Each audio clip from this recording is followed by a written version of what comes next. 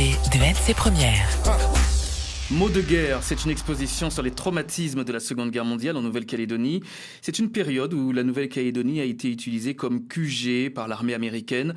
Ce moment n'a pas été sans répercussions sur les Calédoniens, les soldats, les enfants des GI laissés sur le caillou, ou encore les petits métis japonais dont le père a été d'office renvoyé au Japon. Nous parlons de ce moment d'histoire avec Véronique de France. Bonjour. Bonjour. Vous êtes commissaire de l'exposition Mots de guerre. L'arrivée des Américains durant la Seconde Guerre mondiale et le traumatisme que cela a engendré, c'est la partie de l'histoire de la Calédonie la moins connue.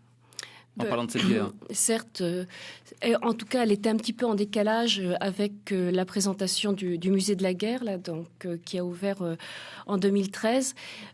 Quand nous avons voulu aborder ce sujet avec Fanny Pasquale, historienne à l'université, et avec Blandine Petit-Quincé de la province sud, puisque nous étions le trio un petit peu de la conception du musée.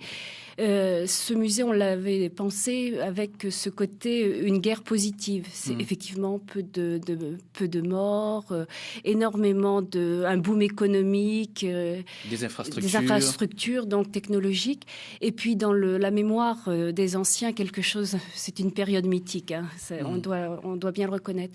Mais bon, au cours de notre travail, on avait quand même rencontré nombreuses personnes et compulsé certaines archives où on se voit que guerre positive, c'est deux mots qui ne vont pas ensemble. Une guerre, ça ne laisse pas de traces. Ça laisse des traces, au contraire. Ça laisse des séquelles. Et donc, c'est pour ça que nous sommes partis sur ce projet, donc du traumatisme de guerre. Et ce sont ces séquelles, ce pan d'histoire qui a été occulté volontairement, involontairement. Le travail de résilience ne s'est pas fait par les anciens ? Il s'est fait doucement.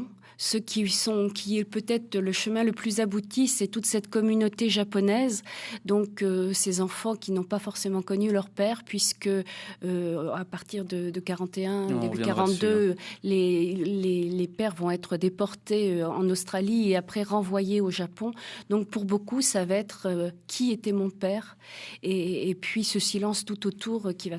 Et ils vont se constituer en communauté, en recherche, avec aide d'historiens et d'artistes. Ils vont justement faire tout ce long chemin de résilience. C'est le travail le plus abouti aujourd'hui ? Au niveau de la résilience, probablement. Après, au niveau de la déportation, puisque là nous parlons des victimes civiles de cette guerre, donc des personnes qui puissent être encore en vie, la déportation dans les camps, tous les résistants là, qui ont été déportés, style... Monsieur Gargon, Monsieur Barrault, ils sont décédés, mais ils ont pu en parler quand même. En finale, ils ont pu exprimer tout le traumatisme.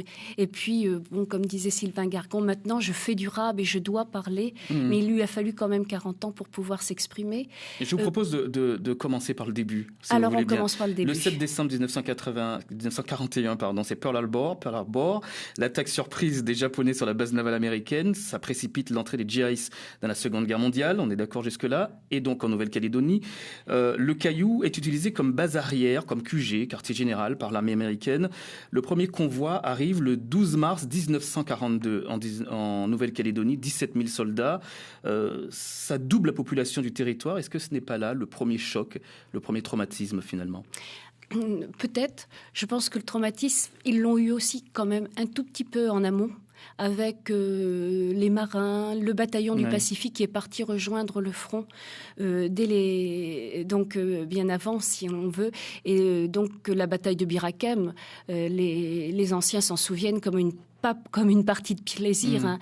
Le traumatisme, il commence sur le terrain, dans le combat, où là, on est face à face avec la mort. En ce qui concerne les soldats. Ce qui concerne le soldat. Mais en ce qui concerne la population, on va s'arrêter sur la population dans un premier temps. D'accord. Et écoutez le témoignage de Janine. C'est une habitante de Nouméa à l'époque. Elle a vu arriver ses soldats.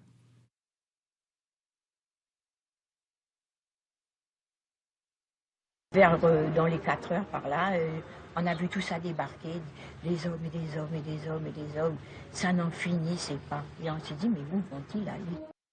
Voilà, c'est donc Janine, on a eu un petit blanc, mais Janine qui, à l'époque, a vu arriver ses soldats et elle s'étonnait un petit peu. C'est extrait d'un magazine de 1992, magazine que vous avez peut-être vu, signé Marie-Claude Lacombe et Claude Bretagne. Dans un premier temps, évidemment, dans la capitale, tout le monde se réjouit, présence américaine, les dollars pleuvent, chocolat, chewing-gum, etc.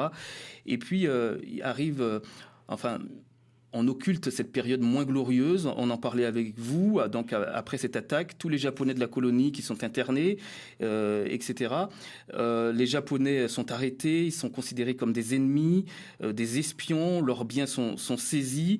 Et puis les enfants qui sont issus de ces unions mixtes et qui restent sur le territoire.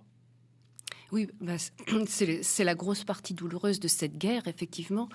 Mais comme vous pouviez aussi le mentionner, puisque nous en avons déjà parlé, on peut quand même aussi mentionner quelque chose qui sort maintenant aussi bien en métropole qu'ici, hein, parce que le traumatisme, c'est pas lié non plus à la Calédonie, même si c'est ce que nous avons voulu développer ici.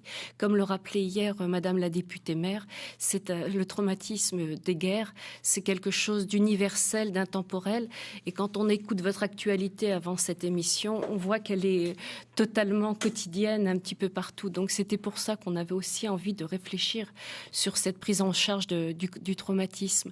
Mais dans ce traumatisme, maintenant, on sait très bien qu'avec le débarquement de Normandie, tout n'a pas été rose pour les petites Normandes, avec les magnifiques GI qui sont sortis, qui sont arrivés par bateau. De même ici, il y a eu forcément des débordements. Il y a eu des débordements, il y a eu des femmes qui ont été violées. Forcément.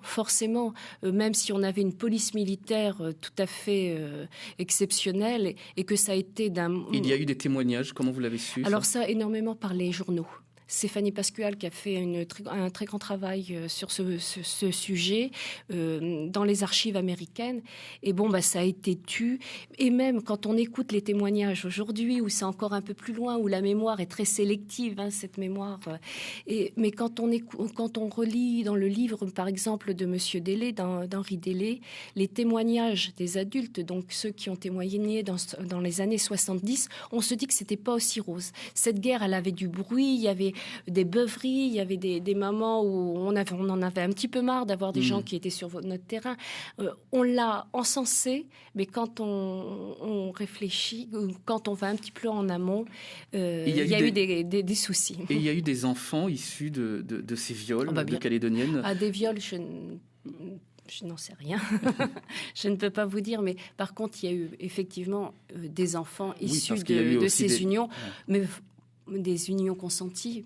Mais bon, il serait-ce qu'à 50 ans, quand on vous dit votre père n'est pas votre père, c'était donc un je ne connais pas mon père. Donc je ne connais pas de mon père. Et là, on a rencontré plusieurs personnes qui nous ont dit c'est à 18 ans qu'on m'a appris que mon père n'était pas mon père. Je m'en doutais un peu, on me disait t'es un petit peu pâle ou t'as des yeux bleus, tu ressembles pas aux autres. Et je dois vous dire que quand on a reçu ces personnes-là, ces témoignages, c'est pas encore digéré 70 ans après. On parle de l'exposition, on continue d'en parler tout à l'heure à partir de 7h10. C'est passionnant. Véronique de France, commissaire d'exposition Mots de guerre. La pub et l'info sur Première, il est presque 7h.